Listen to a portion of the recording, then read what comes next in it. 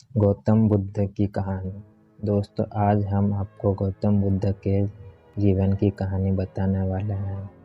भगवान गौतम बुद्ध को मानने वाले और उनके धर्म का आचरण करने वाले करोड़ों लोग पूरी दुनिया में हैं। बौद्ध धर्म को मानने वाले लोगों को बुद्धिस्ट कहा जाता है। बौद्ध धर्म के अनुयायी ज़्यादातर म्यांमार, कंबोडिया, थाईलैंड, नेपाल, चीन, मलेशिया, भूटान आदि देशों में है।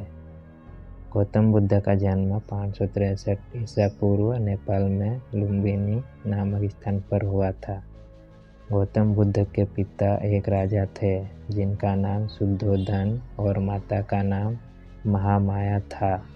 पहले के समय में यह रिवाज था कि बच्चे के जन्म के समय माता अपने मायके चली जाती थी। जब गौतम बुद्ध का जन्म होने वाला था तो महामाया अपने मायके कपिलवस्तु के लिए जा रही थी, तो रास्ते में उन्हें प्रसव पीड़ा होने लगी, जिससे उन्होंने रास्ते में एक पेड़ के नीचे ही गौतम बुद्ध को जन्म दिया। गौतम बुद्ध के जन्म के 7 दिनों के बाद ही गौतम बुद्ध की माता की मृत्यु हो गई। इसके बाद गौतम बुद्ध को राजा शुद्धोधन के पास लाया गया। राजा शुद्धोधन ने बहुत से ब्राह्मणों को गौतम बुद्ध के नामकरण के लिए बुलाया। उन्होंने गौतम बुद्ध का बचपन का नाम सिद्धार्थ गौतम रखा। ब्राह्मणों ने गौतम बुद्ध के बारे में भविष्यवाणी की कि गौतम बुद्ध बड़े होकर या तो एक महान राजा बनेंगे या फिर एक महान साधु बनेंगे। राजा शुद्धोधन गौतम बुद्ध को एक महान राजा बनाना चाहते थे, इसलिए उन्होंने गौतम बुद्ध को बचपन से ही हर प्रकार की धार्मिक गतिविधियों से दूर रखा। गौतम बुद्ध का पालन पोषण बचपन में उनकी मौसी ने किया। राजा शुद्धोधन गौतम बुद्ध को महल से बाहर भी नहीं जाने देते थे। उन्होंने बुद्ध की शिक्षा की व्यवस्था महल के अंदर ही कर रखी थी, लेकिन गौतम बुद्ध बचपन से ही बहुत ही दयालु स्वभाव के थे। वह किसी का दुख नहीं देख सकते थे। एक बार उनके चचेरे भाई देवदत्त ने एक हंस को तीर मारा, जिसका उपचार गौतम बुद्ध ने किया। गौतम बुद्ध का विवाह 16 वर्ष की आयु में राजकुमारी यशोधरा से कर दिया गया।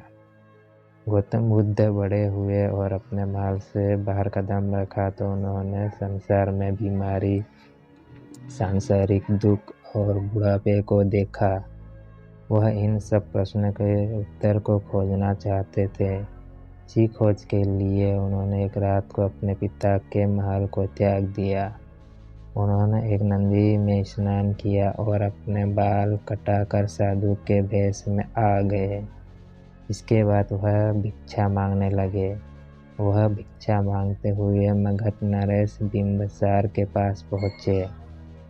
उन्होंने गौतम बुद्ध को पहचान लिया और गौतम बुद्ध को अपने राज्य में कुछ जमीन देने की पेशकश की, लेकिन गौतम बुद्ध ने उसे ठुकरा दिया। गौतम बुद्ध इसके बाद वहाँ से चल पड़े। बुद्ध ने बाद में योग और ध्यान की शिक्षा ली, जिसका अभ्यास वह करते रहे। कुछ सालों के बाद वह बोधगया पहुँचे। बोधगया में उन्होंने 49 दिनों तक एक पीपल के पेड़ के नीचे ध्यान लगाया, जिसके बाद उन्हें दिव्य ज्ञान की प्राप्ति हुई। उस समय गौतम बुद्ध की आयु 35 वर्ष थी, जिसके बाद उन्होंने 80 वर्ष की आयु तक घूम घूम कर अपने संदेश लोगों तक पहुंचाए और लोगों की मदद की। गौतम बुद्ध की मृत्यु कुशीनगर में हुई। उनकी मृत्यु के पश्चात आज भी उनके संदेश बौद्ध धर्म के रूप में जाने जाते हैं।